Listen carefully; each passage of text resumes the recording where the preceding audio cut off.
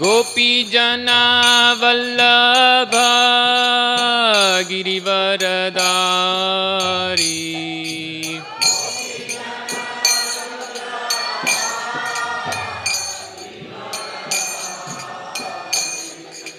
गोपीजना वल्लभ गिरिवरदारी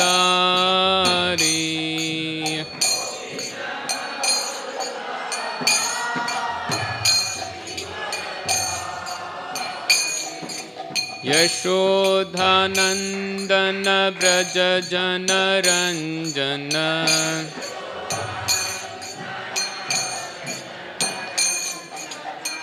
यशोदानन्दन व्रज जनरञ्जन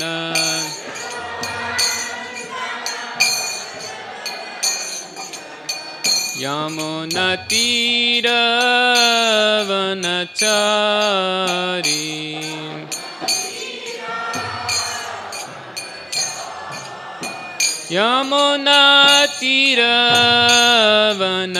यमुनतीरवनचारी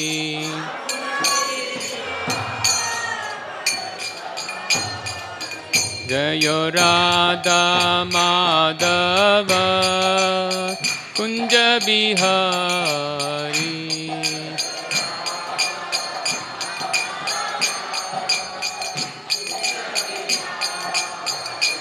जय राधा माधव कुंज बिहारी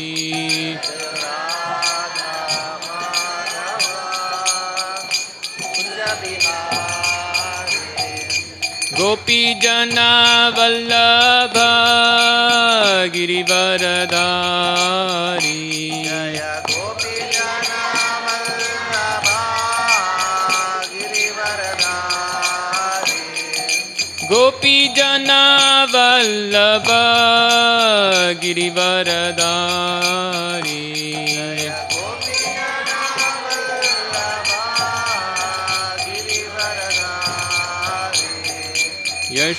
यशोदानन्दन व्रज जनरञ्जन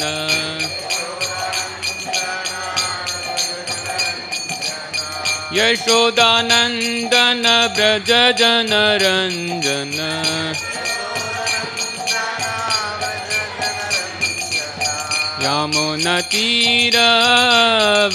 यमुनतीरवनचारी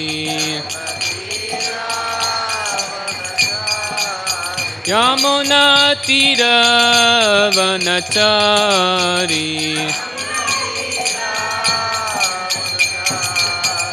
जय राधा माधव कुंज बिहारी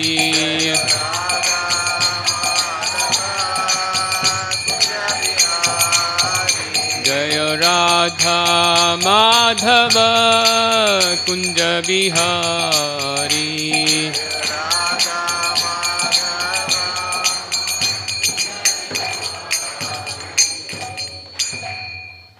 एवं विष्णुपाद परमहंस परिव्राजकाचार्य अष्टोत्र सदस्य श्रीमत् श्रीलेसी भक्ति वेदांत स्वामी प्रभुपाद की जय।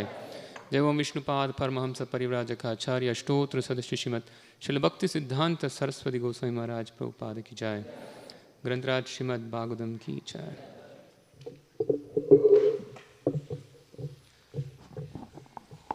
Please repeat.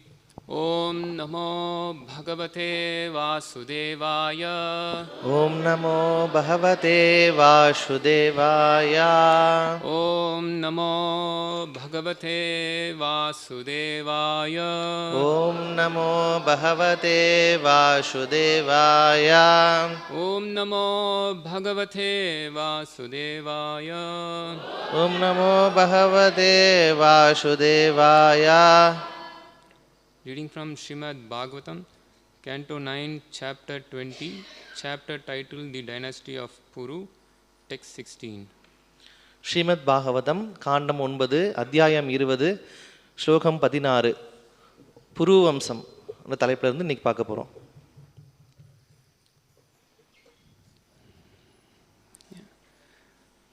ஓம் இதி யுக்தே ஓம் இதி யுக்தே यथा धर्मं उपयेमे उपयेमे शकुन्तलां शकुन्तलां गान्धर्वविधिना गान्धर्वविधिना राजा राजा देशकालविधानवित् देशकालविधानवित् ओमित्युक्ते यथा धर्मम् ओमित्युक्ते यथा धर्मम् उपयेमे शकुन्तलाम् उपयेमे शकुन्तलां गान्धर्वविधिना राजा गान्धर्वविधिना राजा देशकालविधानवित् देशकालविधानवित् ओमित्युक्ते यथा धर्मम् ओमित्युक्ते यथा धर्मम् उपयेमे शकुन्तलाम् उपयेमे शकुन्तलां गान्धर्वविधिना राजा गान्धर्वविधिना राजा देशकालविधानवित् देशकालविधानवित् ओमित्युक्ते यथा धर्मम् ओमित्युक्ते यथा धर्मम् उपयेमे शकुन्तलाम् उपयेमे शकुन्तलां गान्धर्वविधिना राजा गान्धर्वविधिना राजा देशकालविधानवित् देशकालविधानवित् ओमित्युक्ते यथा धर्म्यम् उपयेमे शकुन्तलां गान्धर्वविधिना राजा देशकालविधानवित् ओम इत्युक्ते यथा धर्मम् ओमित्युक्ते यथा धर्मम् उपयेमे शकुन्तलाम् उपयेमे शकुन्तलाम् गान्धर्वविधिना राजा गान्धर्वविधिना राजा देशकालविधानवित् देशकालविधानवित् ओम इत्युक्ते यथा धर्मम् उपयेमे शकुन्तलां गान्धर्वविधिना राजा देशकालविधानवित् ओम इत्युक्ते यथा धर्मम् उपयेमे शकुन्तलां गान्धर्वविधिना राजा देशकालविधानवित्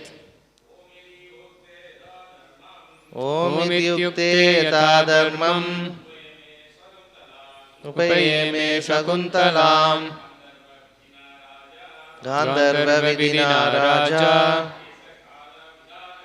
देशकालविधानवित् ओमित्युक्ते यथा धर्मम् उपयेमे शकुन्तलां गान्धर्वविधिना राजा देशकालविधानवित् माताजी ओमित्युक्ते यथा धर्मम् उपयेमे शकुन्तलाम् गान्धर्वविधिना राजा देशकालविधानवित् ओम इति युक्ते by reciting the Vedic Pranava, by reciting the Vedic, invoking the Supreme Personality of Godhead, invoking the Supreme Personality of Godhead, to witness the marriage, திருமணத்திற்கு சாட்சியாக பரமபுருஷரை எழுந்தருளச் செய்யும் வேத பிரணவத்தை உச்சரித்து यथा धर्मम exactly exactly according to the principles of religion, சமய விதிகளுக்கு ஏற்ப, because Narayana becomes the witness in an ordinary religious marriage also.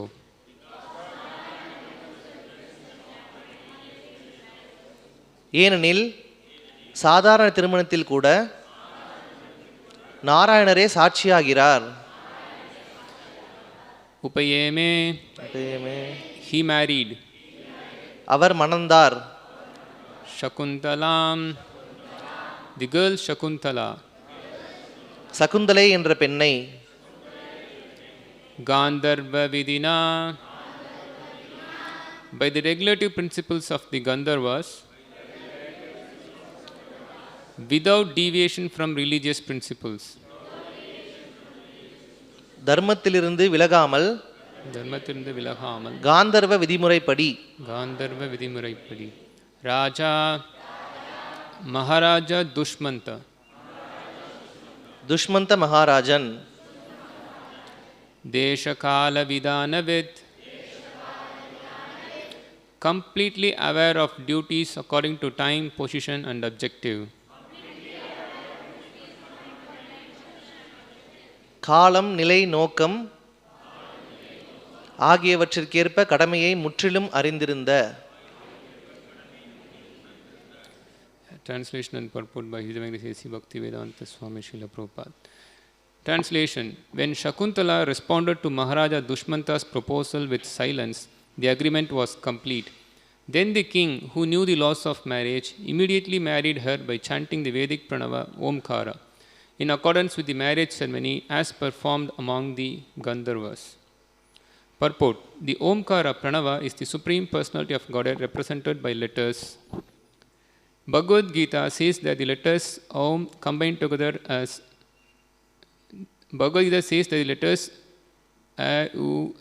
combined together as Om represent the Supreme Lord. Religious principles are meant to invoke the blessings and mercy of the Supreme Personality of Godhead, Krishna, who says in Bhagavad Gita that he is personally present in sexual desires that are not contrary to religious principles. The word Vidina means according to religious principles. The association of men and women according to religious principles is allowed in the Vedic culture. In our Krishna consciousness movement, we allow marriage on the basis of religious principles. But the sexual combination of men and women as friends is irreligious and is not allowed. மொழிபெயர்ப்பும் பொருளையும் வழங்கியவர் அகில உலக கிருஷ்ண பக்தி இயக்கத்தின் ஸ்தாபகாச்சாரியார் ஸ்ரீ பக்திவேதாந்த சுவாமி ஸ்ரீல பிரபுபாத். மொழிபெயர்ப்பு: துஷ்மந்த மகாராஜனின் திருமண பேச்சிற்கு பதிலாக சகுந்தலை மௌனம் சாதித்தாள். சம்மதம் பூர்த்தியடைந்தது. பிறகு திருமண விதிகளை அறிந்திருந்த அந்த அரசர் கந்தர்வர்களுக்கு இடையில் நடைபெறும் திருமணச் சடங்கிற்கேற்ப வேத பிரணவத்தை ஓம்காரத்தை உச்சரித்து உடனே அவளை மணந்து கொண்டார். பொருளுரை: பிரணவ மந்திரமான ஓம்காரம் பரமபுருஷரை பிரதிநிதிக்கும் அட்சரங்களாகும். ஆ உ இம் என்ற அட்சரங்கள் சேர்ந்து வரும் ஓம் என்ற பிரணவம் பரமபுருஷரை பிரதிநிதிக்கிறது என்று பகவத்கீதை கூறுகிறது. சமய கோட்பாடுகள் புருஷோத்தமராகிய ஸ்ரீகிருஷ்ணரின் கருணையையும் அருளாசியையும் ஏற்படுத்துவதற்காகவே உள்ளன. சமய கோட்பாடுகளுக்கு முரணில்லாத காம இச்சைகளில் தாம் நேரடியாக எழுந்தருளி இருப்பதாக பகவத்கீதையில் பகவான் கூறுகிறார். விதினா என்பது சமய கோட்பாடுகளுக்கு ஏற்ப என்று பொருள்படும். சமய கோட்பாடுகளுக்கு ஏற்ப உள்ள ஆண் பெண் உறவு வேத பண்பாட்டினால் அனுமதிக்கப்படுகிறது. எமது கிருஷ்ண பக்தி இயக்கத்தில் சமய கோட்பாடுகளில் அடிப்படையில் நாங்கள் திருமணத்தை ஆதரிக்கிறோம். ஆனால் நண்பர்களாக இருந்து கொண்டு ஆணும் பெண்ணும் உடலுறவு வாழ்வில் இணைவது அதர்மமானதும் அனுமதிக்கப்படாததும் ஆகும். ஓமஞானாம் திமிரந்தஸ்ய ஞானஞ்சனசலாக்கய சக்ஷுருன்மிலிதமேன தஸ்மை ஸ்ரீகுருவே நமः. முகம் கரோதி வாசாலம் பங்கும் லங்கயதே கிரிம் யத்கிருபாதமகம் வந்தே ஸ்ரீகுரும் தீனதாரிணம். வந்தேஹம் ஸ்ரீகுரும் ஸ்ரீதபதகமலம் ஸ்ரீகுருன் வைஷ்ணவாம்ஸ்ச ஸ்ரீரூபம் சாக்ரஜாத்தம் சகன ரகுநாதான்விதம் தம் சஜீவம் சாத்வைத்தம் சாவதூதம் பரிஜனசகிதம் கிருஷ்ண சைத்தன்யதேவம் ஸ்ரீராதா கிருஷ்ணபாதான் சகன லலிதா சிவசகான்விதாம்ஸ்ச. नमो विष्णुपादाय कृष्णपृष्ठाय भूतले श्रीमते भक्तिवेदांत स्वामिनिधि नामिने नमस्ते सारस्वती देवे गौरवाणी प्रचारिणे निर्विशेष शून्यवादी पाश्चात्य देशतारिणे. जय श्री कृष्ण चैतन्य प्रभु नित्यानंद श्री अद्वैत गदाधर श्रीवासादि गौर भक्त वृंद. हरे कृष्णा कृष्ण कृष्ण हरे हरे हरे राम राम राम हरे हरे. ओमित्युक्ते यथा धर्मम उपयेमे शकुन्तलां गांधर्व विदिना राजा देशकाल विधानवित्. Translation: When Shakuntala responded to Maharaja Dushmanta's proposal with silence, the agreement was complete. Then the king, who knew the laws of marriage, immediately married her by chanting the Vedic pranava Omkara, in accordance with the marriage ceremony as performed among the Gandharvas. Dushmantha மகாராஜனின் திருமண பேச்சிற்கு பதிலாக சகுந்தலை மௌனம் சாதித்தாள். சம்மதம் பூர்த்தி அடைந்தது. பிறகு திருமண விதிகளை அறிந்திருந்த அந்த அரசர் கந்தர்வர்களுக்கு இடையில் நடைபெறும் திருமணச் சடங்கிற்கு ஏற்ப வேத பிரணவத்தை ஓம்காரத்தை உச்சரித்து உடனே அவளை மணந்து கொண்டார். Hare Krishna. So here we are seeing the story of King Dushmanta. இங்க நம்ம துஷ்மந்தருடைய மகாராஜருடைய கதையை பார்க்குறோம். So in this chapter, the chapter is titled The Dynasty of Puru. இந்த அத்தியாயத்துக்கு புரு வம்சம் அப்படின்னு தலைப்பு கொடுக்கப்பட்டிருக்கு. So King Dushmanta is a descendant of King Puru. Dushmantha மகாராஜர் வந்து புரு வம்சத்தை சார்ந்தவர். So while describing the dynasty of King Puru, the name of Dushmanta arrives, and because of that name, the short story, a short description of King Dushmanta is mentioned here. புரு வம்சத்தில் வந்த காரணத்தினால இவருக்கு வந்து துஷ்மந்தர் அப்படின்ற பெயர் வந்திருக்கு. அதுக்கு ஒரு பின்னாடி ஒரு கதையும் இருக்கு. It's a very famous story in the Shastras. அது ரொம்ப பிரபலமான ஒரு கதை. Particularly, this story is much elaborated in the Itihasa Mahabharata. இந்த கதை வந்து மகாபாரதத்தில் வந்து ரொம்ப அருமையாக விளக்கப்பட்டிருக்கு. And also, the story of Shakuntala is made famous by the great poet by the name Kalidas. Kalidas அப்படின்ற கவிஞர் மூலமா சகுந்தலையுடைய பெயர் வந்து மிகவும் பிரபலப்படுத்தப்பட்டது. Those who are much aware of the teachings of Srila Prabhupada know that Prabhupada many times quotes the personality called Kalidas. பிரபுபாதருடைய உபன்யாசம், பிரபுபாதருடைய விஷயங்களை நிறைய பேர் கேட்கும்போது தெரியும். பிரபுபாதர் அடிக்கடி வந்து காளிதாசரை வந்து அதில் குறிப்பிடுறது உண்டு. And particularly, Kalidas is famous for two famous books. The first is Kumara Sambhava, and then the second is Shakuntala. It's Abhigyana Shakuntala. Kumara சம்பவா, அகிஞான Shakuntala அப்படின்ற 2 புத்தகத்துக்கு வந்து காளிதாசர் ரொம்பவும் பிரபலமாக இருக்கிறார். Yeah, he has written 30 or 40 volumes of literatures, but these two books are very famous.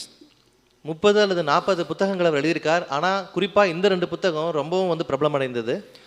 And Srila Prabhupada, he often, whenever he speaks about this Kumara Sambhava by Kalidas, he takes into his memory of his college life. பிரபுபாதர் எப்போதெல்லாம் இந்த குமார சம்பவத்தை பற்றி பேசுகிறாரோ அப்போ பிரபுபாதர் தன்னுடைய கல்லூரி வாழ்க்கையை பற்றி நினைவு கொள்கிறார். Because in his college life, in his Sanskrit class, this particular literature, Kumara Sambhava, is taught. ஏன்னா அவருடைய கல்லூரி பருவத்தில் குறிப்பாக வந்து சமஸ்கிருத வகுப்பில் இந்த குமார சம்பவத்தை பற்றி அவங்க பேசுறது உண்டு. Yeah, without Kumara Sambhava, there cannot be any Sanskrit study those times. Kumara சம்பவம் இல்லாமல் சமஸ்கிருத படிப்புன்றது அந்த காலத்தில் இல்லாமல் இருந்தது. Even the German scholars, they were intent on translating this particular Kumara Sambhava in their own language. So ஜெர்மன்லேயும் கூட வந்து இந்த பர்டிகுலர் குமார சம்பவாவை வந்து அவங்களுடைய மொழியிலையும் மொழிபெயர்த்திருக்காங்க. I am not sure, but I think that even before Bhagavad Gita or Srimad Bhagavatam or other Puranas were translated into European language, this Kumara Sambhava was translated. எனக்கு உறுதியாக தெரியல. ஆனால் பகவத்கீதை, ஸ்ரீமத் பாகவதம் எல்லாம் வந்து மற்ற மொழிகளில் மொழிபெயர்க்கிறதுக்கு முன்னாடியே குமார சம்பவம் வந்து மொழிபெயர்த்ததா நான் வந்து நினைக்கிறேன். Yeah, by the Western scholars. So இது வந்து ரொம்ப வந்து அந்த காலத்து பண்டிதர்கள் எல்லாமே மொழிபெயர்த்திருக்காங்க. Yeah, so this Shakuntala story is so beautifully described by Kalidas. இந்த சகுந்தலையுடைய கதையை வந்து காளிதாசர் ரொம்ப அருமையாக வந்து விளக்கியிருக்கார். And we should know that Kalidas is not a transcendental poet like Vyasadeva. He is a mundane poet. Kalidas வந்து வியாசதேவர அளவுக்கு ரொம்ப உயர்ந்த ஒரு கவிஞர் கிடையாது. ஆன்மீக கிடையாது. He is a mundane poet. அவர் ஒரு பௌதிகமான ஒரு கவிஞர், அவ்வளவுதான். Yeah. So we are not much interested in his books. So அதனால வந்து அந்த அளவுக்கு அவருடைய புத்தகங்கள் ஆர்வம் கிடையாது. This Kumara Sambhava, though this is based on I think Skanda Purana, where the appearance of Kumara, Lord Skanda, is described. இந்த குமார சம்பவா வந்து ஸ்கந்த புராணத்தை அடிப்படையாக கொண்டு அமைஞ்சிருக்க மாதிரி தெரியுது. Yeah, because Kumara Sambhava means the appearance of Kartikeya, Skanda. Kumara சம்பவா அப்படின்னா கார்த்திகேயருடைய பிறப்பை குறிக்குது. And obviously Shakuntala book is about the appearance of Shakuntala, how she was born to Menaka and Vishwamitra. அதை போலவே இந்த சகுந்தலையுடைய புத்தகமும் அவர் எப்படி வந்து மேனகைக்கும் விஸ்வாமித்திரருக்கும் பிறந்தார் அப்படின்றத காட்டுது. So we are not bothered about the appearance of these personalities. நம்ம இவங்களுடைய பிறப்பை பற்றிலாம் நம்ம வந்து பெருசாக வந்து நம்ம எடுத்துக்கிறது இல்லை. Sambhava, bhava refers to the birth. Sambhava means somebody is occurring. சம்பவம்னு தமிழில் கூட சொல்லுவோம் இல்லையா? ஸோ சம்பவா அப்படின்னா வந்து நம்ம சம்பவம் சொல்கிற மாதிரி. So the appearance of Kartikeya or the appearance of Queen Shakuntala, these are not our subject matters to be heard. So கார்த்திகேயனுடைய பிறப்போ அல்லது சகுந்தலையுடைய பிறப்போ நம்மளுடைய கவனத்துக்கு கொண்டு வரக்கூடிய ஒரு படிப்பு கிடையாது. Maybe hearing about these descriptions or pious descriptions. நம்ம இது வந்து நம்ம பார்க்கும்போது கொஞ்சம் வந்து புண்ணியமான ஒரு விஷயமா தெரியலாம். So maybe by hearing this we may be promoted to the heavenly planets. இதை கேட்கறதுனால நம்ம வந்து மேலுலகங்களுக்கு வேணா ஏற்றம் பெறலாம்.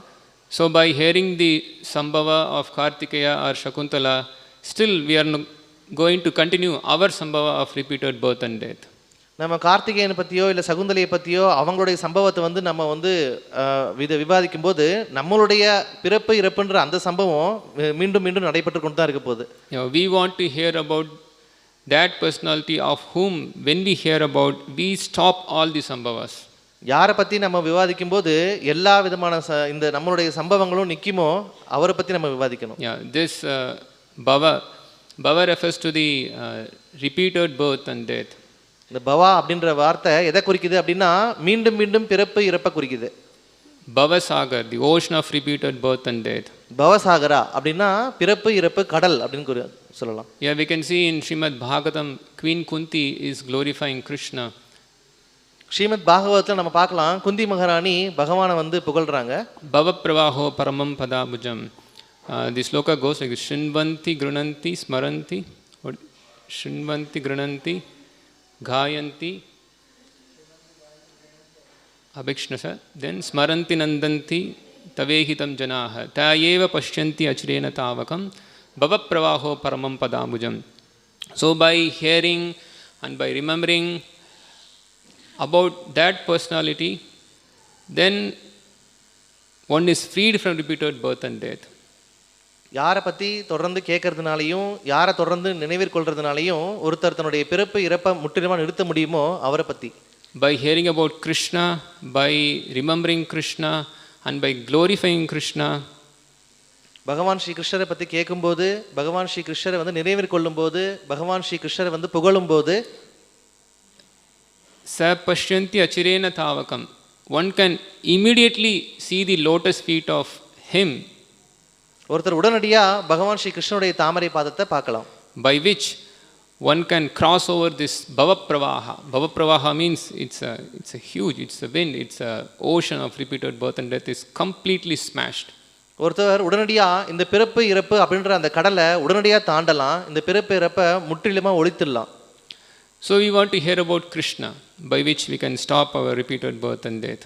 அதனால நம்ம கிருஷ்ணரை பற்றி மட்டுமே கேட்க விரும்புகிறோம், அதன் மூலமாக நம்மளோட பிறப்பு இறப்பை முற்றிலுமாக தடுத்து நிறுத்துறோம். Krishna himself says in Bhagavad Gita, Janma karma chame divyam evam yo vetti tattvatah tyaktva deham punarjanma naiti mamiti sarjuna. By hearing about my activities, my birth, one can stop the repeated birth and death. கிருஷ்ணர் அவரே பகவத்கீதையில் சொல்லியிருக்கார், ஜன்ம கர்ம சமே திவ்யம் ஏவம் யோ வெதி தத்வதா தியக்த்வா தேகம் புனர்ஜன்ம நைதி மாமதி சுவர்ஜுனா. யார் ஒருத்தவர் என்னை பற்றி தொடர்ந்து கேட்குறாங்களோ, என்னை பற்றி வந்து முழுமையாக புரிஞ்சுக்கிறாங்களோ அவங்க உடனடியாக பிறப்பு இறப்பை முற்றிலுமாக தடுத்து நிறுத்தலாம்னு சொல்கிறார். So by hearing Krishna's Sambhava and by hearing the Leela of Krishna, the activities of Krishna, one can stop repeated birth and death. So அப்போ நம்ம கிருஷ்ணருடைய சம்பவத்தை வந்து தொடர்ந்து கேட்கும்போது நம்ம பிறப்பு இறப்பை வந்து முற்றிலுமாக தடுத்து நிறுத்த முடியும். So if that is the case, then why such a story should occur in Srimad Bhagavatam, the story of Shakuntala? அப்படி இருக்கும்போது அப்போ சகுந்தலையுடைய கதை ஏன் வந்து ஸ்ரீமத் பாகவதத்தில் கொடுக்கப்பட்டிருக்கு? Because there is a connection with Krishna. ஏன்னா அது பகவான் ஸ்ரீ கிருஷ்ணரோட ஒரு தொடர்போடு இருக்கு. Krishna is not impersonal. பகவான் வந்து அருவமானவர் கிடையாது. He is supreme God and he engages in so many activities. அவர் பூரண முழுமுதற் கடவுள், அவர் பலவிதமான விஷயங்களில் ஈடுபட்டிருக்கார். So activities means there should be some place, some personalities, everything should be there. செயல்கள் அப்படின்னா அது இடம் வேணும், அதுக்கான நபர்கள் வேணும், எல்லாமே அதுக்கு வேணும். So any activity, any place, any people, when they become connected to Krishna, then it is not different from a transcendental subject. So எந்த செயலாக இருந்தாலும் சரி, அந்த எந்த இடமா இருந்தாலும் சரி, இல்லை எந்த நபர்களாக இருந்தாலும் சரி, பகவான் கிருஷ்ணரோட தொடர்புக்கு வந்துட்டாங்க அப்படின்னா அது ஆன்மீகமான விஷயம். Why should we hear about the demons? நம்ம ஏன் வந்து அசுரர்களை பற்றி கேட்குறோம்? But we see that there are so many demons mentioned in Srimad Bhagavatam. நம்ம பார்க்கலாம் ஸ்ரீமத் பாகவதத்தில் பல அசுரர்களை பற்றி விளக்கம் கொடுக்கப்பட்டிருக்கு. We don't want to hear about Hiranyakashipu, நம்ம ஹிரண்யகசிபு பற்றி கேட்கணும் விருப்பப்படுறது கிடையாது. the enjoyer of women and the enjoyer of rich. So இந்த மாதிரி வந்து எல்லா பௌதிக விஷயங்களையும் வந்து அனுபவிக்கக்கூடியவங்களை பற்றி கேட்க விருப்பம் நமக்கு கிடையாது. And we don't want to hear about Hiranyaksha, the plunderer of wealth. நம்ம ஹிரண்யாக்ஷனை பற்றி கேட்கவும் விரும்புறதில்ல. அவர் வந்து பார்த்திங்கன்னா பௌதிக சொத்துக்களை வந்து அடைய விரும்பினவர். We don't want to hear about Kamsa, who tortured his own sister and brother-in-law. கம்சனை பற்றியும் நம்ம கேட்க விரும்புறதில்ல. அவர் தன்னுடைய சொந்த தங்கையையும் சொந்த தங்கையோட கணவரையுமே வந்து அவர் கொடுமைப்படுத்தியவர். Who in fact immediately planned to kill a woman, an innocent woman. அவர் உடனடியாக ஒரு எந்த பாவமும் அறியாத ஒரு பெண்ணை உடனே கொல்றதுக்கு தயாராக இருந்தார். And also who killed so many babies right from the womb. அதே மாதிரி கருவிலேயே இருக்கும் போதே பல குழந்தைகளை வந்து அவர் கொண்டு இருக்கார். So we don't want to hear about such demons. So இவங்களை பற்றிலாம் நம்ம கேட்கறதுக்கு விரும்புறது கிடையாது. But all these great demons, they have a connection with Krishna. ஆனால் இந்த எல்லா அசுரர்களும் பகவானோட ஏதோ ஒரு விதத்தில் தொடர்போடு இருக்காங்க. They are either connected with Krishna or they are connected with a devotee. அவர் பகவானோட நேரடி தொடர்பில் இருக்காங்க அல்லது பக்தர்களோட தொடர்பில் இருக்காங்க. Yeah, Hiranyakashipu was related to Prahlad and Narasimhadev, so we hear about that story. Hiranyakashipu பிரகலாதர் மற்றும் நரசிம்மதேவரோட அவருக்கு வந்து ஒரு உறவு இருக்கிறதுனால நம்ம அவங்கள பற்றி கேட்க விருப்பப்படுறோம். Yeah, the same thing with Kamsa, Hiranyaksha and all other demons mentioned in Srimad Bhagavatam. அது போலவே தான் கம்சனும் ஹிரண்யாக்ஷனும் யாரெல்லாம் ஸ்ரீமத் பாகவத்தில் குறிப்பிடப்பட்டிருக்காங்களோ அவங்க எல்லாருமே. What to speak about the demons? We do not even want to speak about the pious personalities also. அசுரர்களை பற்றி என்ன சொல்கிறது? ரொம்ப வந்து புண்ணியம் செஞ்சிருக்கக்கூடியவங்களை பற்றி கூட நம்ம கேட்க விரும்புறதில்லை. Either he may be King Shibi or King Nirga or the great King Nahusha. So many kings are mentioned in Srimad Bhagavatam. We are not inclined to hear about such great kings also. இன்ஷிபி நிருகா போன்ற பல ராஜாக்களை பற்றி கூட வந்து ஸ்ரீமத் பாகவத்தில் குறிப்பிடப்பட்டிருக்கு. ஆனால் அவர்களை பற்றி கூட கேட்க நம்ம விருப்பம் கொள்றதில்லை. But all these kings, because they have connection with Krishna, we are hearing about them. இந்த எல்லா ராஜாக்களுமே பகவான் கிருஷ்ணரோட தொடர்பு கொண்டிருக்கிறதுனால தான் நம்ம அவங்கள பற்றியும் கேட்க விரும்புகிறோம். Or they became glorious by surrendering to Krishna, so we hear about them. அவங்க பகவான் ஸ்ரீ கிருஷ்ணரை சரணடைஞ்ச காரணத்தினால அவங்களும் வந்து புகழுடையதாக ஆகுறாங்க. அதனால நம்ம அவங்கள பற்றி கேட்குறோம். In fact, Srimad Bhagavatam answers the question why these personalities are mentioned in Srimad Bhagavatam. Srimad பாகவதமே இதுக்கு பதில் சொல்லுது. ஏன் இப்படிப்பட்ட நபர்களை பற்றிலாம் ஸ்ரீமத் பாகவத்தில் குறிப்பிடப்பட்டிருக்கு அப்படின்றதுக்காக. So it comes in the 12th canto of Srimad Bhagavatam. Srimad Bhagavatam 12வது கண்டத்தில் இந்த விஷயம் வருது. Yeah, 3rd chapter and the 14th verse. 3வது அத்தியாயத்தில் 14வது பதத்தில். So the chapter is titled Bhumi Gita. So in that section it comes. So பூமி கீதா அப்படின்ற அந்த செக்ஷன் அந்த பகுதியில் இந்த விஷயம் வருது. So this is the words. Katha imaste katitha mahi yasam Vithaya lokeshu yasapare yusham Vijnana vairagya vivakshaya vivo Vacho vibhuti natu paramartyam. So Bhumi Gita is listing so many kings prior to this verse. பூமி கீதா பல ராஜாக்களை பற்றின விவரங்களை வந்து தொடர்ந்து கொடுத்துட்டு இருக்கு. So after Bhumi Devi list the great kings who ruled her and controlled her. பூமி தேவி யாரெல்லாம் தன்னை வந்து ஆட்சி செஞ்சாங்களோ யாரெல்லாம் தன்னை கட்டுப்படுத்தினாங்களோ அவங்களுடைய அந்த மிகப்பெரிய லிஸ்ட்டை வந்து கொடுக்குறாங்க. So after listing the kings, now Shukadeva Goswami is speaking. So இந்த வரிசைப்படி வந்து வரிசைப்படுத்தும் போது சுகதேவ கோஸ்வாமி இப்போ அவங்க வந்து அரசராக சொல்லப்படுது. Yeah, Shukadeva Goswami said, "O mighty Parikshit," Sukadeva Goswami சொல்றார், ஓ எனதருமை Parishad மகாராஜரே, I have related to you the narrations of all these great kings. இங்கே இருக்கக்கூடிய அனைத்து அரசர்களையும் பற்றியும் நான் வந்து இங்கே உனக்கு விளக்குறேன். Who spread their fame throughout the world and then departed. யார் தன்னுடைய புகழை உலகம் முழுக்கும் பரவச் செய்து அப்புறம் இறுதியில் மறைஞ்சு போனாங்களோ அவங்கள. My real purpose was to teach transcendental knowledge and renunciation. என்னுடைய உண்மையான குறிக்கோள் என்ன அப்படின்னா இங்கே நான் வந்து இந்த உன்னதமான ஞானத்தை பற்றி விளக்கணும் அப்படின்றது தான். Stories of kings lend power and opulence to these narrations. இப்படிப்பட்ட ராஜாக்களுடைய மிகப்பெரிய ஐஸ்வர்யங்கள் எல்லாமே வந்து இப்படி பரவி இருந்தாலும் but do not in themselves constitute the ultimate aspect of knowledge. ஆனால் அது எதுவுமே உன்னதமான ஞானத்தை வந்து வெளிப்படுத்துறது கிடையாது. So the point in hearing all these great stories in Srimad Bhagavatam is that because they lend us support in our connection to Krishna. So அது போல் இங்கே ஸ்ரீமத் பாகவத்தில் குறிப்பிடப்பட்டிருக்க எல்லா ராஜாக்களை பற்றின விஷயங்களுமே ஏதோ ஒரு வகையில் பகவான் கூட தொடர்பு இருக்கிறதுனால நம்ம அவங்கள பற்றி கேட்குறோம். Otherwise, why should we hear all these stories? அப்படி இல்லைன்னா அதை பற்றிலாம் நம்ம கேட்க வேண்டிய அவசியம் என்ன இருக்குது? A man become attracted to a woman and then begetting a child. ஒரு ஆண் ஒரு பெண் மேலே வந்து கவர்ச்சி அடைந்து ஒரு குழந்தையை வந்து ஈண்டெடுக்கிறார். There are so many historical incidents throughout the history. இது போல நம்மளுடைய வரலாற்றில் ஏகப்பட்ட விஷயங்கள் ஏகப்பட்ட கதைகள் இருக்கு. There are biographies of so many personalities written in this world. நிறைய வந்து பெரிய பெரிய மனிதர்கள் பற்றின அவங்களுடைய வாழ்க்கை வரலாறெல்லாம் வந்து எழுதப்பட்டிருக்கு. But where are they now? ஆனால் அவங்களாம் இப்போ எங்கே? The kings are gone. அந்த ராஜாக்கள் எல்லாமே மறைஞ்சிட்டாங்க. The empires are gone. அந்த பெரிய பெரிய சாம்ராஜ்யம் இருந்தவங்க எல்லாம் மறைஞ்சிட்டாங்க. The beautiful princes, the beautiful queens all lost their beauty and then gone. அழகான ராணிகள் அழகான இளவரசிகள் எல்லாருமே வந்து அவங்களுடைய இளமை அவங்களுடைய அழகை எல்லாத்தையும் இழந்து அவங்க இறுதியில் மறைஞ்சிட்டாங்க. The richest people lost their rich and then they are nowhere. மிகவும் செல்வந்தர்கள் எல்லாம் அவங்களுடைய செல்வத்தை எல்லாம் இழந்து அவங்க எங்கே இருக்காங்கன்னே தெரியாமல் மறைஞ்சிட்டாங்க. Where are the great heroes who fought in the battlefield so vigorously? மிகப்பெரிய பெரிய பெரிய போர்லெல்லாம் வந்து பெரிய வீர மரணம் அடைஞ்ச அந்த வீரர்கள் எல்லாமே இப்போ எங்கே? Who speaks about the great general Nelson or Napoleon Bonaparte? Nelson Napoleon இது போன்ற பெரிய பெரிய ராஜாக்கள் எல்லாரும் இப்போ எங்கே?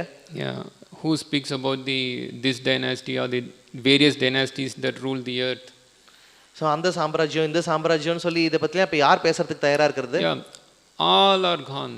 எல்லாருமே மறைஞ்சிட்டாங்க. So there is no use in speaking all these things. அவங்கள பற்றிலாம் பேசி எந்த பிரயோஜனமும் கிடையாது. But we want to hear the stories of Srimad Bhagavatam because they are all in connection with Krishna. ஆனால் நம்ம ஸ்ரீமத் பாகவத்தை கேட்க விரும்புகிறோம். ஏன்னா அது எல்லாமே பகவானோட தொடர்புடையது. So we want to stop our repeated birth and death, and for that we want to hear about Krishna. நம்ம இந்த பிறப்பு இறப்பு அப்படின்ற சுழற்சியை தடுத்து நிறுத்த விரும்புகிறோம். அதனால் நம்ம பகவானை பற்றி கேட்குறோம். So now we are hearing the appearance of Shakuntala because in the womb of Shakuntala a wonderful devotee is born.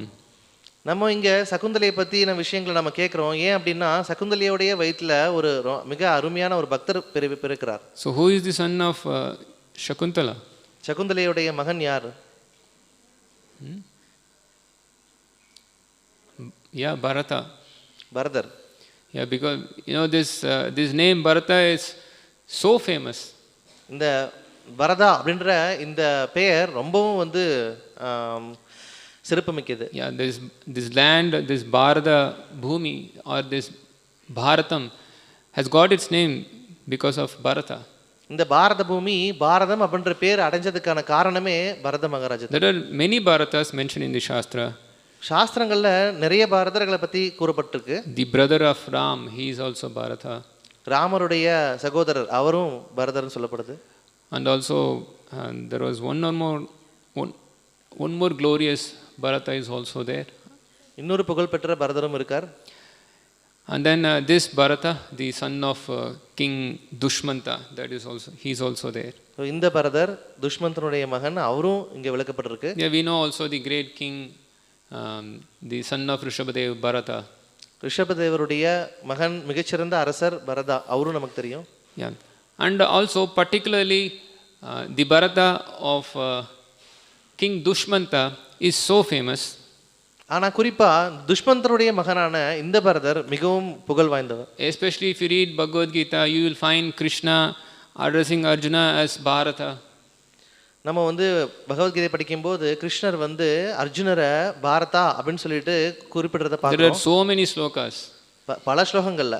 Matra sparshastu kaunteya shitoshna shukudukkada agama painonitis tam stitik shashva bharata. Like that, there are so many slokas. Uttishta bharata. And then any other somebody can remember? Dharma virudo bhuteshu kamosmi bharadashava. Of course, that's the verse that Srila Prabhupada is translating in this purport. Dharma virudo bhuteshu kamosmi bharadashava. So, this word Bharata is so famous. பல ஸ்லோகங்களில் இந்த வார்த்தையை வந்து பகவான் உபயோகிச்சிருக்கார். இந்த பரதா அப்படின்ற வார்த்தை மிகவும் பிரசித்தி பெற்றது. So when I was preparing for this lecture, I just went to the first sloka of the verse, and the very first sloka, Sukadeva Goswami is addressing Parikshit Maharaj as Bharata. இந்த இதில் வந்து முதல் ஸ்லோகத்திலேயே வந்து பரிஷித் மகாராஜரை சுகதேவ கோஸ்வாமி பாரதான்னு தான் அழைக்கிறார். Yes. And the description of this king Dushmanta also comes in the description of the birth of King Parikshit. Dushmantha மகாராஜருடைய அவருடைய விஷயங்கள் வந்து பரிஷித் மகாராஜருடைய விஷயங்களை வந்து விவாதிக்கும் போது கூட வந்து கூறப்படுது. So when the astrology for King Parikshit, when he was born, it was made, there it is mentioned that Parikshit will become as famous as King Bharata. Parishad மகாராஜருடைய ஜாதகத்தை வந்து பார்க்கும்போது கூட அந்த இடத்துல கூட குறிப்பிடப்பட்டிருக்கு இவர் வந்து பரதரை போன்று வந்து புகழுடையவராக இருப்பார் அப்படின்னு. So there we see Srila Prabhupada is giving a description about King Bharata, the son of King Dushyanta. Srila பிரபுபாதரும் வந்து துஷ்யந்தனுடைய மகனான பரதரை பற்றின விளக்கத்தை கொடுத்திருக்கார். He was so powerful that this Daushanti Bharata, the son of King Dushyanta, used to play with lions and elephants. இவர் மிகவும் சக்தி வாய்ந்தவராக இருந்தார். இவர் வந்து யானைகள் கூடவும் சிங்கங்கள் கூடவும் கூட வந்து விளையாடுற அளவுக்கு சக்தி படைச்சிருந்தார். So he will play with the lions and elephants. Sometimes he will just slap the lions and elephants. சில நேரங்களில் வந்து அவர் யானைகள் கூடவும் சிங்கங்கள் கூடவும் சண்டை விளையாடும் போது அவர் வந்து சிங்கத்தையே வந்து அடிக்கிறதும் உண்டு. Sometimes here in this earthly planet, the children, they will play with cats and dogs, right? நம்ம வந்து இந்த பூமியில் நம்ம பார்க்குற மாதிரி சின்ன சின்ன குழந்தைங்கள்லாம் வந்து நாய்க்குட்டி கூடவும் பூனைக்குட்டி கூடவும் விளையாடுற. Sometimes they will playfully beat the cat and the dog. சில நேரம் அவங்க விளையாடும் போது அந்த நாய்க்குட்டியோ இல்லை பூனையோ வந்து அவங்க அடிக்கிறது உண்டு அந்த குழந்தைங்க. But Bharata was so exalted that he will play with lions and elephants like that. ஆனால் பரதர் எந்த அளவுக்கு சக்தி படைச்சவராக இருந்தார் அப்படின்னா அவர் யானைகள் கூடவும் சிங்கங்கள் கூடவும் விளையாடுவார். So he is considered as the partial incarnation of the Supreme Personality of Godhead.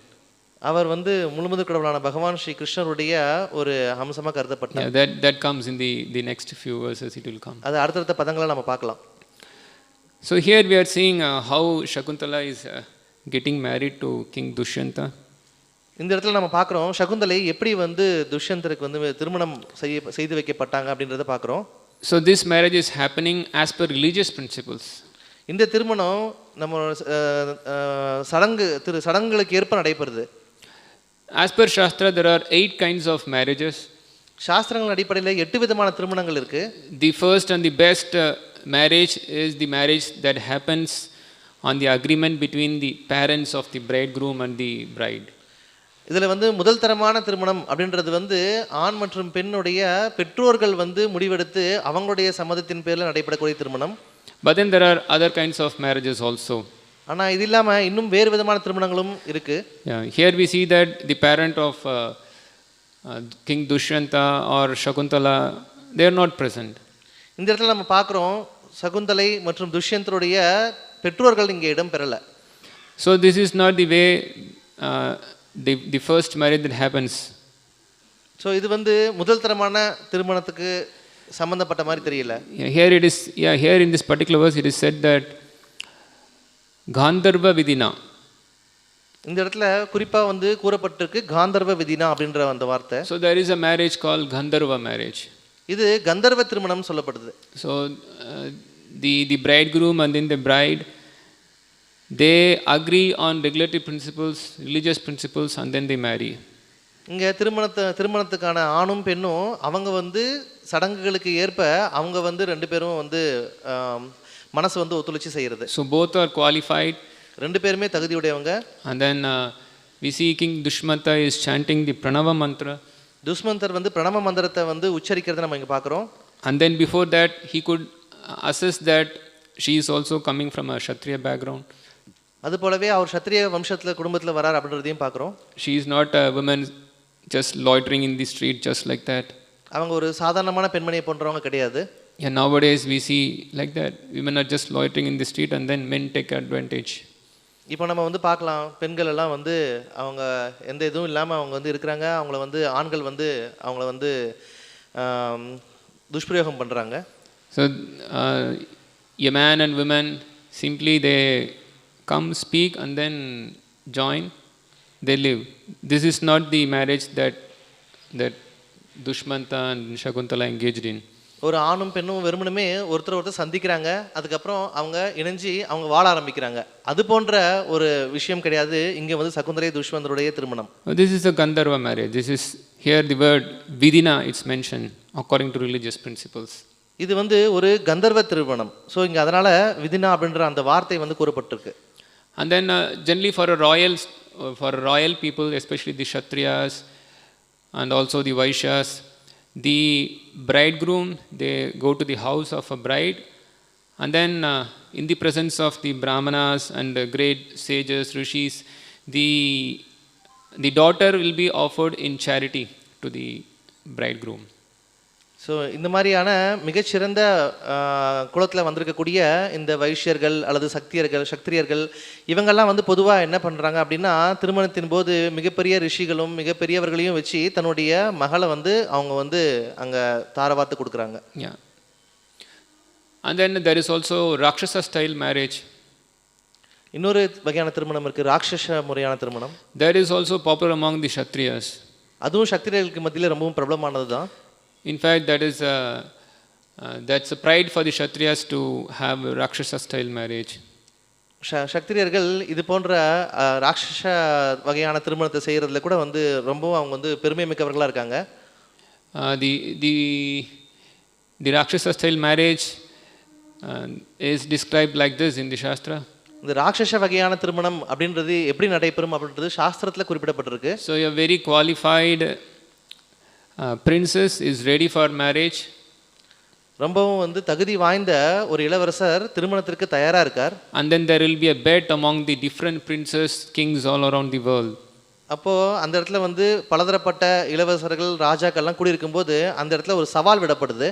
So whoever wins the bet, then the queen is handed over to the particular winner. யார் அந்த சவாலை வந்து எதிர்கொண்டு அந்த சவாலை வந்து முறியடிக்கிறாங்களோ அவங்களுக்கு இந்த இளவரசியை வந்து பரிசா கொடுக்கப்படும். And then if there is any objection, then the king fights with all the kings and then kidnaps the bride and then goes. அதில் ஏதாவது எதிர்ப்பு வந்தது அப்படின்னா அப்போ அந்த இளவரசர் மற்ற எல்லா ராஜாக்கள் கூடயுமே போர் தொடுத்து சில சமயம் வந்து அவங்களை கடத்திட்டு போகிறதும் கூட உண்டு. So Rakshasa marriage means kidnapping the bride. ராட்சச திருமணம் அப்படின்னா நம்ம வந்து இளவரசியை வந்து கடத்திட்டு போகிறது அப்படின்றதும் பொருள். We see that Krishna he kidnapped Rukmini. நம்ம பார்க்கலாம் கிருஷ்ணர் ருக்மிணியை வந்து கடத்திட்டு போனார். And also Arjuna also kidnapped Subhadra. அர்ஜுனரும் வந்து சுபத்ரையை வந்து கடத்திட்டு. So these are all Rakshasa style marriages. இதெல்லாமே ராட்சச வகையான திருமணம். So these are acceptable among the Kshatriyas, not for others. இதெல்லாம் சக்திரியர்களுக்கு மத்தியில் ஏற்றுக்கொள்ளப்பட்ட ஒரு திருமணம். Yeah. Not for degraded people such marriages are recommended. ஆனால் வந்து மற்ற நபர்களுக்கு இது வந்து ஏற்றுக்கொள்ளப்படுறது கிடையாது.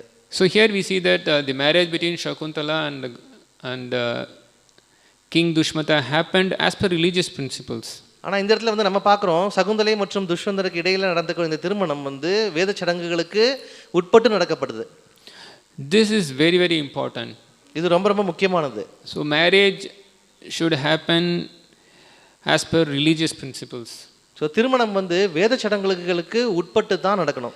In fact, as per any religion, either it's Hindu religion or Christian or Muslim religion, marriage is a sacred commitment. நம்ம எந்த மதத்தில் வேணால் எடுத்துக்கலாம், இந்து மதமோ கிறிஸ்துவ மதமோ இல்லை முகமதிய மதமோ எதாவது வேணால் எடுத்துக்கலாம்.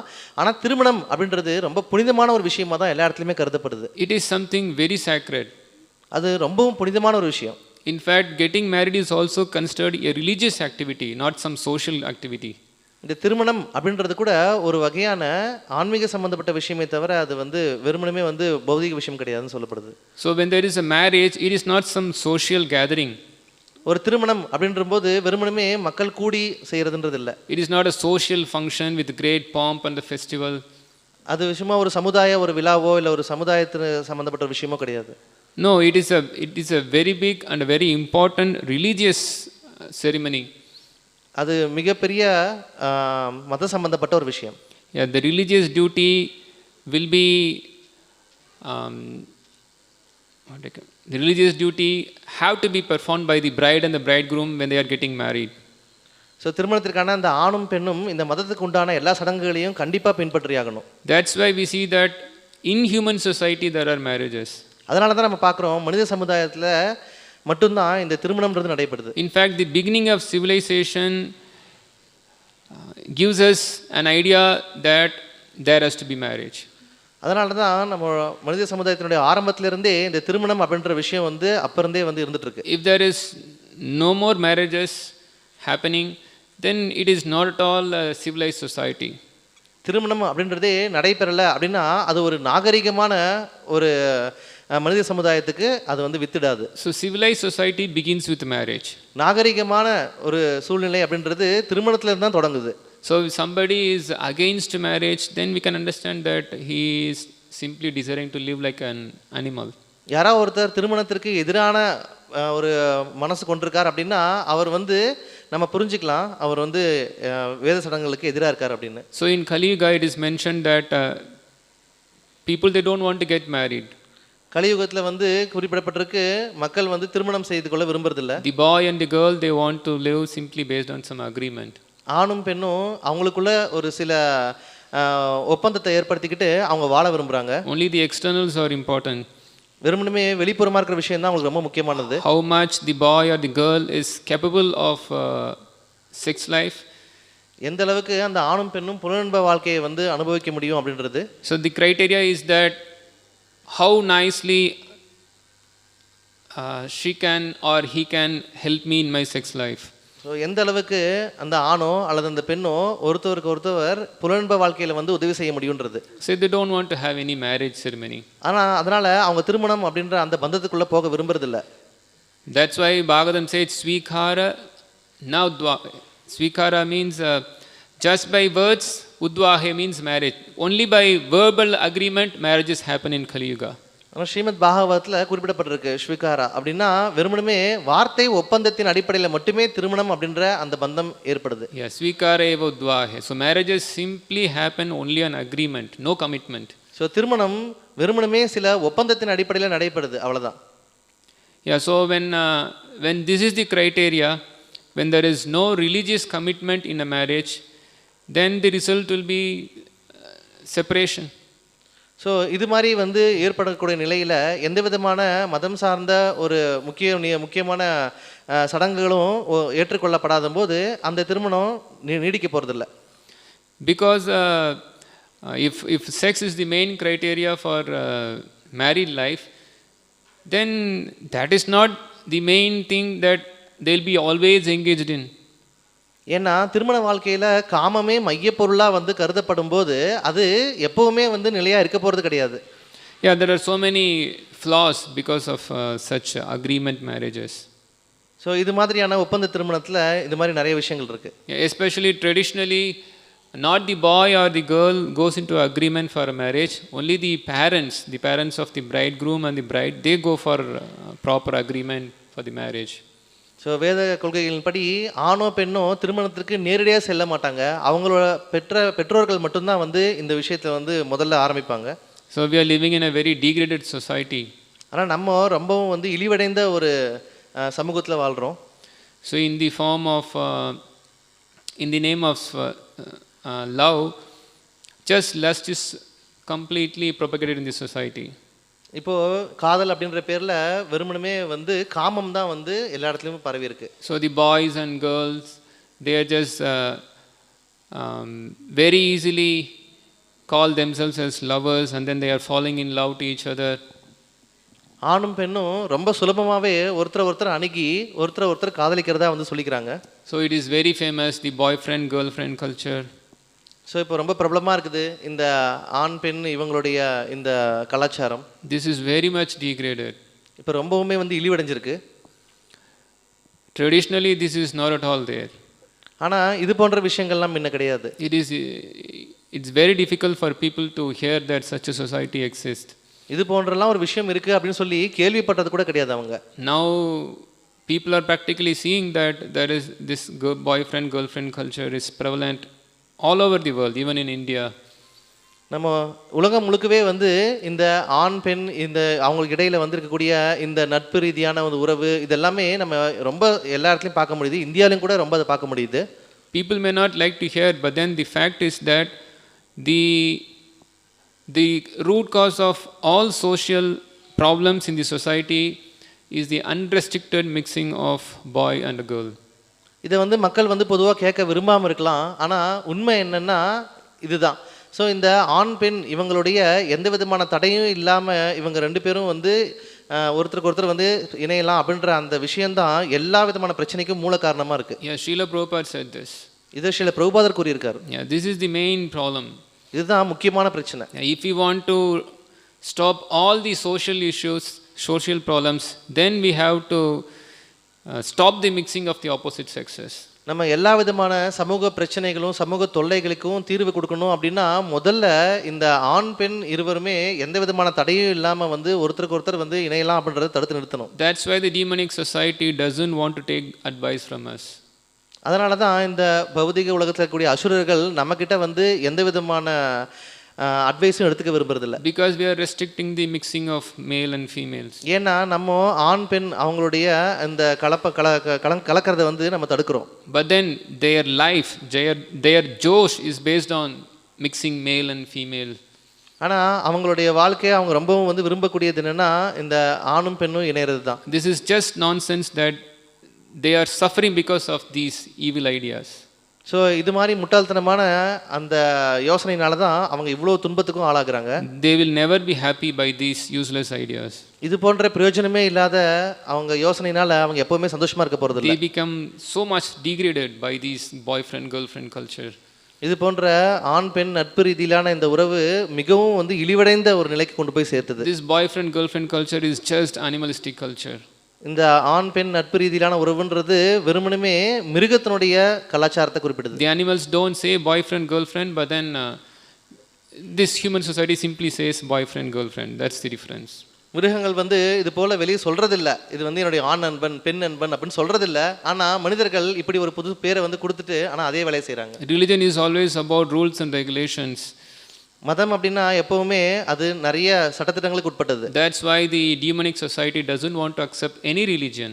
அதனால தான் இந்த அசுர ரீதியிலானவங்க எந்த விதமான மதத்தையும் ஏத்துக்க விரும்புறதில்ல. Because they don't want to follow any rules and regulations. ஏன்னா அவங்க எதையுமே வந்து பின்பற்ற விரும்புறதில்ல. In fact, they want to break the rules.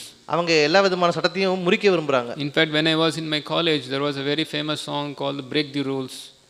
நான் வந்து கல்லூரி படிக்கும்போது கூட இந்த ஸ்லோகன் ரொம்ப ஃபேமஸாக இருந்தது, அதாவது சட்டத்தை முறிக்கலாம் அப்படின்றது.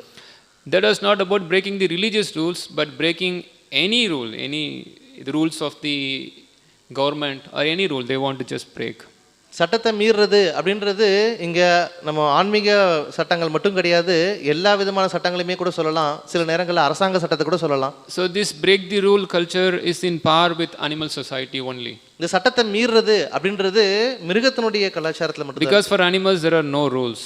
ஏன்னா மிருகங்களுக்கு எந்த விதமான சட்டத்திட்டங்களும் கிடையாது. They can do whatever they want. அவங்களுக்கு என்ன விரும்புமோ அதை செய்வாங்க. But in a human society there has to be rules, regulations. ஆனால் மனித சமுதாயத்தில் கட்டாயமாக நிறைய வந்து சட்டத்திட்டங்கள் இருக்கணும். Otherwise how can there be any organized living? அப்படி இல்லை அப்படின்னா எப்படி ஒழுங்குபடுத்தப்பட்ட ஒரு வாழ்க்கை முறை அமையும்? See, if you want to travel in the city, we see that there is a rule of keeping left. நாம வந்து ஊருக்குள்ள வந்து பிரயாணம் செஞ்சு பார்க்கும்போது நம்ம பார்க்குறோம் எல்லாருமே வந்து கண்டிப்பாக இடது பக்கம் தான் பிரயாணம் பண்ணணும். There will be a traffic signal, red light, you have to stop. எல்லா இடத்துலையுமே வந்து டிராஃபிக் சிக்னல் பார்க்குறோம், அங்கே வந்து சிவப்பு விளக்கு எரிஞ்சதுன்னா உடனடியாக வண்டி நிறுத்தணும். So if you want to cross the lane, you have to turn on the indicator. நம்ம வந்து எங்கேயாவது வந்து சாலை கடக்க விரும்புகிறோம் அப்படின்னா நம்ம கண்டிப்பாக நம்மளுடைய இண்டிகேட்டரை போடணும். If you want to break all these rules, then there will be only mishaps, accidents happening in this society. ஆனா இந்த எல்லா சட்டத்திட்டத்தையும் நம்ம மீறணும் அப்படின்னு நினைச்சோம்னா அங்க என்ன நடக்கும்? அங்க வந்து ஏதோ ஒரு விபத்து தான் நடக்கும். So similarly, in a cultured society where people are living, there are rules and regulations. அதே போல தான் எங்க ஒழுங்குபடுத்தப்பட்ட மக்கள் வந்து வாழ்றாங்களோ கண்டிப்பா சட்டத்திட்டங்கள் இருந்து தான் ஆகணும். Especially when a man and women are uniting, there are so many rules and regulations. அதுவும் குறிப்பா ஒரு ஆணும் பெண்ணும் வந்து ஒருத்தர் வந்து சந்திக்கிறாங்க அப்படின்னா அங்க ஏகப்பட்ட சட்டத்திட்டங்கள் இருக்கு. So there is a restriction for a boy and also for a girl. So அங்க ஒரு ஆணுக்கும் ஒரு பெண்ணுக்கும் கண்டிப்பா வந்து நிறைய சட்டங்கள் இருக்கு. He doesn't have the right to see, touch or speak with any girl. அவர் வந்து ஒரு ஆண் வந்து ஒரு பெண் கிட்ட வந்து ஒரு பெண்ணை தொடவோ இல்லை வந்து அது மாதிரியான பழகவோ வந்து எந்த விதமான அனுமதியும் கிடையாது. If at all he is having a desire like that, then marriage should happen first. அது மாதிரி ஏதாவது எண்ணம் இருந்தா முதல்ல திருமணம் நடைபெறணும். Then he is given as per religious principles some allowance to speak with, to touch or see a girl. So முதல்ல இந்த வேத சட்டத்திட்டங்களுக்கு உட்பட்டு அவருக்கு திருமணம் நடைபெற்ற பின்பு தான் அவர் ஒரு பெண்ணை வந்து தொடவோ இல்லை வந்து பழகவோ முடியும். So there are so many rules and regulations. So இதுக்கு நிறைய சட்டத்திட்டங்கள் இருக்கு. So that, even within marriage also there are restrictions. திருமணத்துக்குள்ளேயும் நிறைய சட்டத்திட்டங்கள் இருக்கு. So you cannot associate with your own wife at all times. So சொந்த மனைவியாக இருந்தாலும் கூட எல்லா நேரத்துலையுமே வந்து மனைவி கூட வந்து உறவு கொள்ள முடியாது. So there is restriction on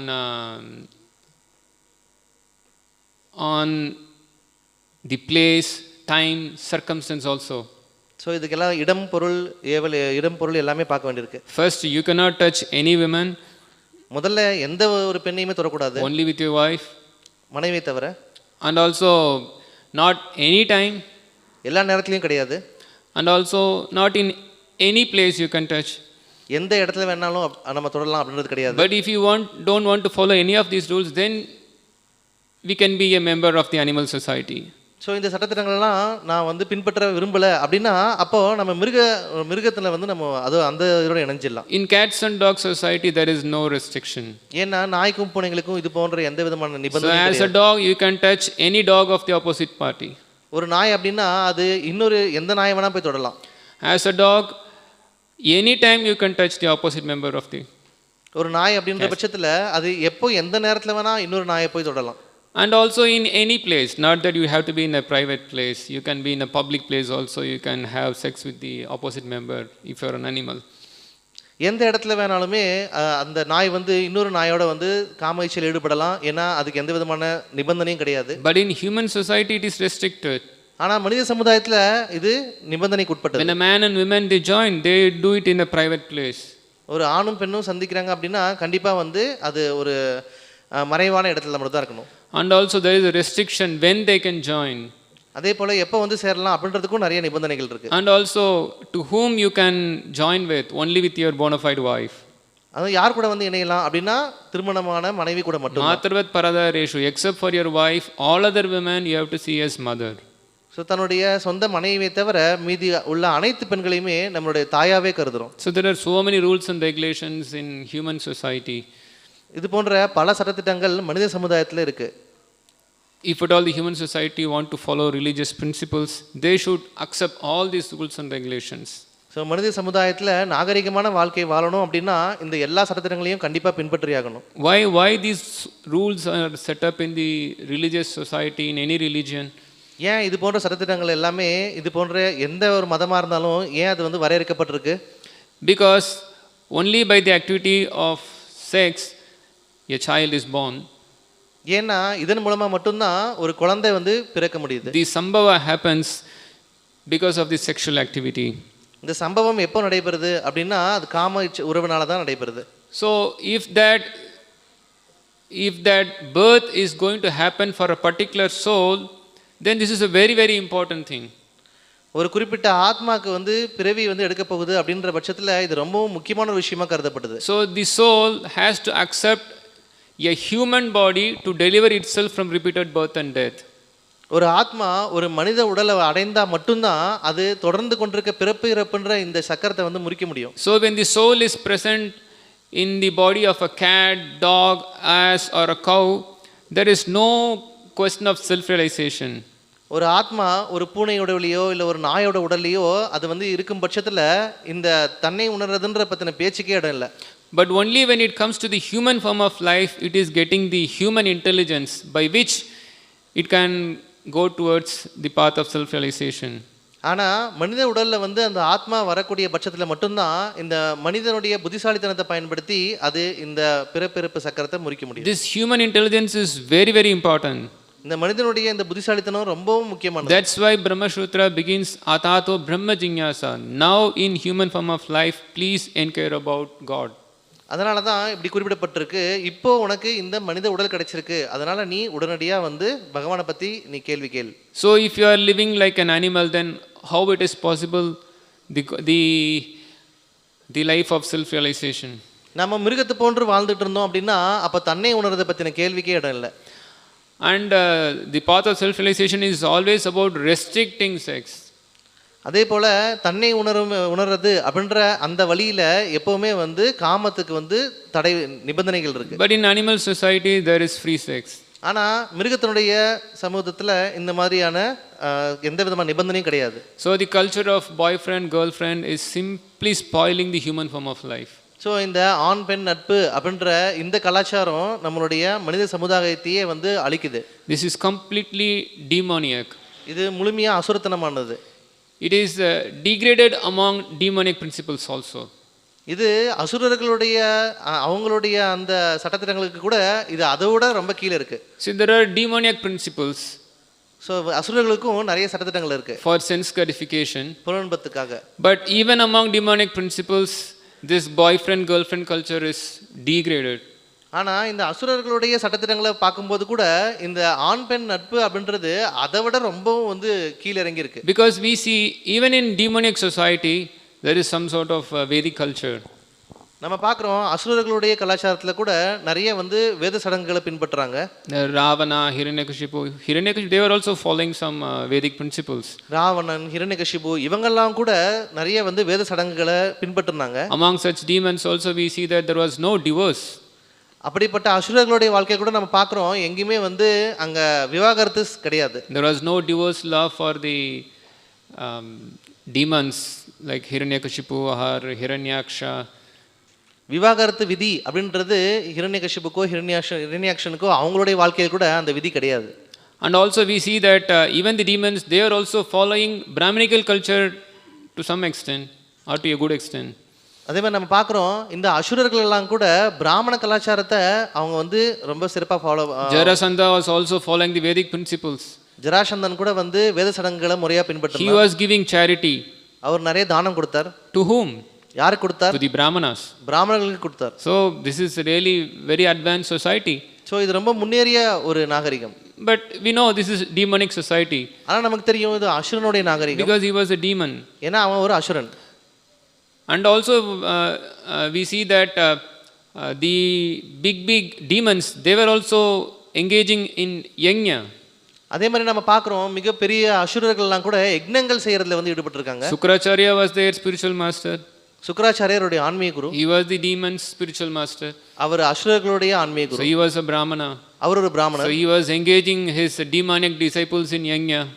அவர் தன்னுடைய அசுரத்தனமான சீடர்களை கூட வந்து யக்ஞத்தில் ஈடுபடுத்துறார். So demons, they also follow some sort of religious principles. So அசுரர்கள் கூட அவங்க வந்து அவங்களால முடிஞ்ச அளவுக்கு வேத சடங்குகளை பின்பற்றுறாங்க. So but even among such demons, the culture that we see at present in Kaliga, the boyfriend girlfriend culture is not present. So நம்ம பார்க்குறோம் இப்படிப்பட்ட அசுரர்கள் கூட அவங்களுடைய கலாச்சாரத்தில் கூட இன்னைக்கு இருக்கிற மாதிரி இந்த ஆண் பெண் நட்புன்ற இந்த கலாச்சாரம் கிடையாது. So this is very degraded that is happening here. இது ரொம்பவும் வந்து கீழ்த்தரமானது. Even the demons will spit on the so-called low class demons here. So இங்கே வந்து பார்த்தீங்கன்னா இருக்க அசுரர்கள் கூட ரொம்ப கீழ்த்தரமான அசுரர்கள்னு சொல்லலாம். But we should know that though anyway demon is a demon, is an elevated demon or a degraded demon. எப்படி இருந்தாலுமே வந்து அவன் முன்னேறிய அசுரனோ இல்லை வந்து அவன் தாழ்ந்த அசுரனோ, அசுரன் தான் எப்படி இருந்தாலும். That's why one who follows Bhagavad Dharma, we can accept that person to be a nice person. So யார் ஒருத்தவர் பாகவத தர்மத்தை கடைபிடிக்கிறாரோ அவரை வந்து நாம நல்ல நபரா சொல்லலாம். So even if somebody is following the culture of the religious principle as per Sanatan Dharma, but if the culture that they are engaged in is not for the pleasure of Krishna, then this is just demonic society. ஒருத்தவர் சனாதன தர்மத்தை கடைபிடிக்கிறவரா இருக்கிற மாதிரி கூட நமக்கு தெரிஞ்சாலுமே கூட அவர் வந்து பகவானை திருப்திப்படுத்தலை அப்படின்னா அதை நம்ம ஏற்றுக்க முடியாது. So Jarasandha or Hiranyakashipu or the big demons, even Kamsa, he was also engaged in some pious activity of taking his own sister by the reins of the chariot. So நம்ம வந்து பார்க்கலாம் ஜராசந்தன், கம்சன், அப்புறம் ஹிரண்யகசிபு இவங்கெல்லாம் கூட வந்து இது போன்ற விஷயங்கள் ஈடுபட்டிருக்காங்க. But they followed all these religious principles for their sense gratification. ஆனால் இந்த எல்லா சடங்குகளையுமே அவங்க ஏன் பின்பற்றிருக்காங்க அப்படின்னு பார்க்கும்போது அவங்களுடைய சொந்த புலன்பத்திற்காக தான் எல்லாத்தையும் கடைபிடிச்சிருக்காங்க. So the idea of Bhagavad Dharma is that if somebody following religious principles for their sense gratification, then he is a demon. So பாகவத தர்மத்தின்படி நம்ம என்ன புரிஞ்சுக்கிறோம் அப்படின்னா யாராவது ஒருத்தர் இந்த சடங்குகளை எல்லாம் அவருடைய சொந்த புலன்பத்திற்காக கடைபிடிக்கிறாங்க அப்படின்னா அவன் தான் ஒரு அசுரன் சொல்லப்படுது. So religious principles should be followed for the pleasure of Krishna. Then he is a devotee. இந்த சடங்குகள் எல்லாமே பகவான் ஸ்ரீ கிருஷ்ணருடைய திருப்திக்காக கடைபிடிக்கப்பட்டா அவர் ஒரு பக்தர்னு சொல்லப்படுறார். So the religious principles followed for the pleasure of one's own self means then this is demonic society.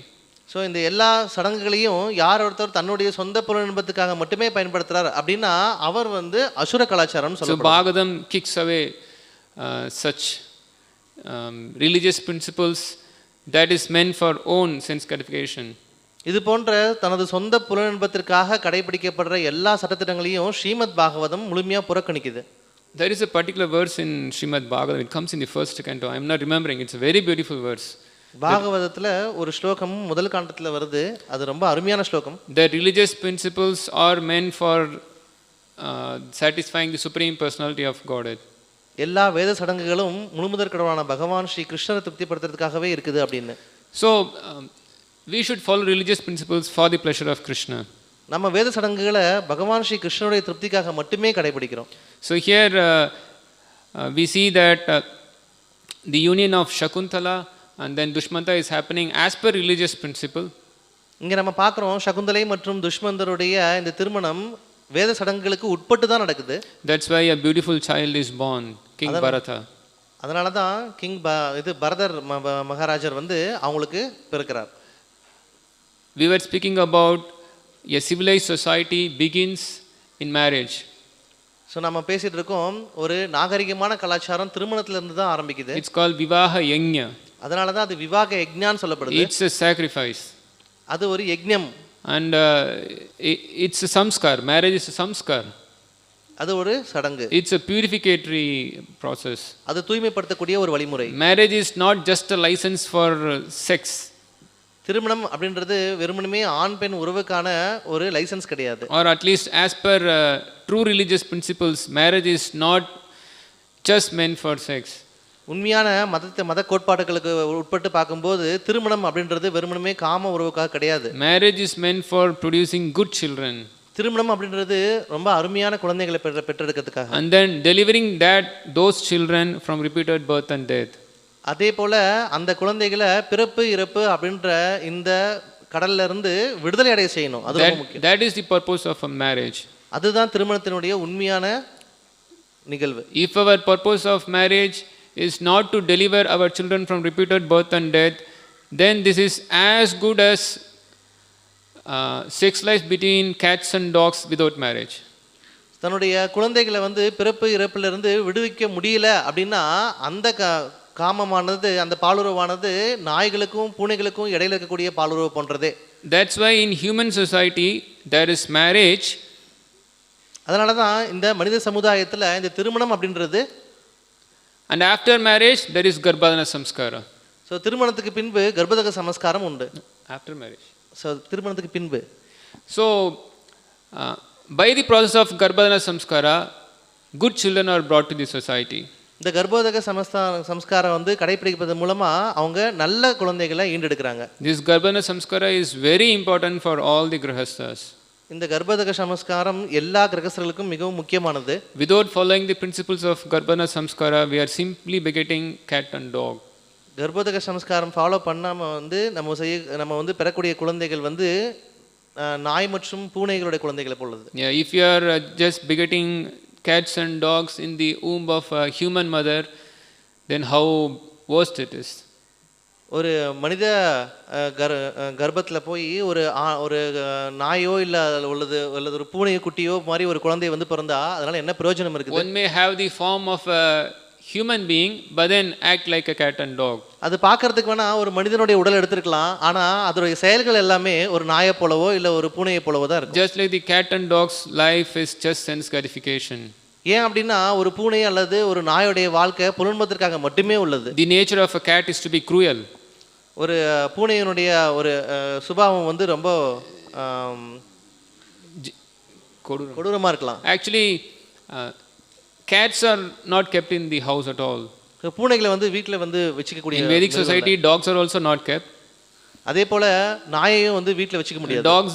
Dogs they have one good quality of faithfulness to the master. நாய் கிட்ட வேணா ஒரு நல்ல குணம் இருக்குன்னு சொல்லப்படுது. But they will never enter the house.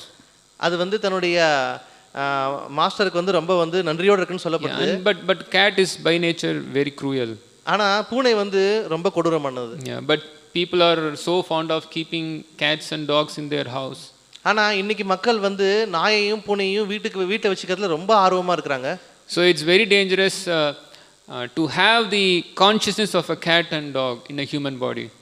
So அப்படி இருக்க பட்சத்தில் ஒரு நாய் அல்லது ஒரு பூனையினுடைய சுபாவத்தில் வந்து ஒரு மனிதன் இருக்கான் அப்படின்னா அது ரொம்ப அபாயகரமானது. Human life is meant for elevation, not degradation. இந்த மனித வாழ்க்கை அப்படின்றது முன்னேறதுக்காக கொடுக்கப்பட்டிருக்கு, கீழே இறங்குறதுக்காக இல்லை. So without Garbhodaka Samskara, the whole human society is getting degraded more and more. ஆனால் இந்த கர்ப்போதக சம்ஸ்காரம் இல்லாத பட்சத்தில் ஒட்டுமொத்த மனித சமுதாயமுமே ரொம்ப வந்து கீழே இறங்கி போயிட்டு இருக்கு. So this is very important for us to follow this Vedic culture. So ரொம்ப முக்கியமான விஷயம் நம்ம இந்த வேத கலாச்சாரத்தை வந்து கடைபிடிக்கிறது. Krishna has mercifully given us. பகவான் ஸ்ரீ கிருஷ்ணர் வந்து ரொம்பவும் கருணையோட நமக்கு இதை கொடுத்திருக்கார். So we should follow all these religious principles. அதனால நம்ம இந்த எல்லா விதமான வேதங்களோட சட்டத்திட்டங்களையும் நம்ம பின்பற்றணும். So if we follow Garbhodana Samskara, நம்ம வந்து கர்ப்போதக சம்ஸ்காரத்தை வந்து கடைபிடிப்பதன் மூலமாக and engage in sexual life with our wife, மேலும் வந்து தன்னுடைய சொந்த மனைவி கூட வந்து அவங்க காமத்தில் ஈடுபடுறது மூலமா, then that is directly Krishna. அது நேரடியா கிருஷ்ணரே. Dharma viruddho bhuteshu kamosmi bharatarshaba. Krishna says in Gita. So கிருஷ்ணர் வந்து இது பகவத்கீதையிலும் சொல்றார். Dharma viruddho means not against dharma. தர்மா விருத்தோ அப்படின்னா தர்மத்திற்கு எதிரானது கிடையாதுன்னு அர்த்தம். Virodha means against, but dharma virodha means dharma avirodha means not against religious principles. தர்ம அவிரோதா அப்படின்னா வேதத்தினுடைய கொள்கைகளுக்கு எதிரானது இல்லாதது அப்படின்னு அர்த்தம். Then that sex life is me, Krishna says. அந்த காமம் வந்து நான் தான் அப்படின்னு பகவான் சொல்றார். In fact Arjuna he was so much reluctant to fight in the war because he was thinking that this dharma virodha will happen because of engagement in this battle. அர்ஜுனர் வந்து போர் புரியறதுக்கு ரொம்பவுமே வந்து அவர் வந்து சங்கடப்பட்டார். போர் வந்து புரிய வேண்டாம் அப்படின்னு சொல்லி அவர் நினைச்சார். ஏன்னா அவர் நினைச்சார் இது வந்து தர்மத்துக்கு புறம்பானதுன்னு நினைச்சார். That comes in the first chapter. Arjuna is saying Varna Shankara population will come, why should I engage in this war?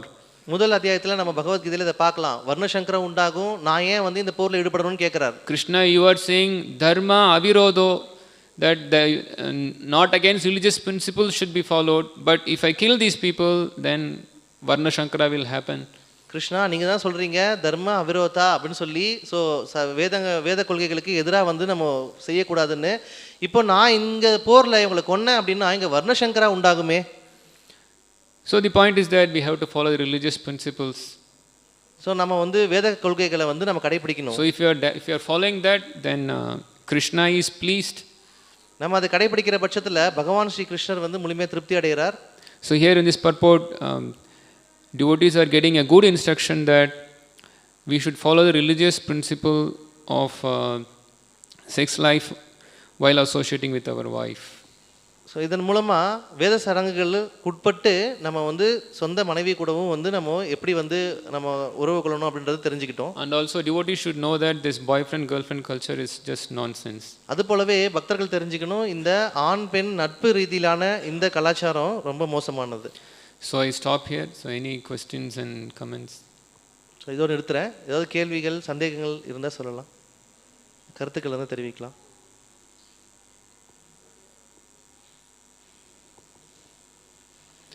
ग्रंथराज Shrimad Bhagavatam की जय, श्रील प्रभुपाद की जय.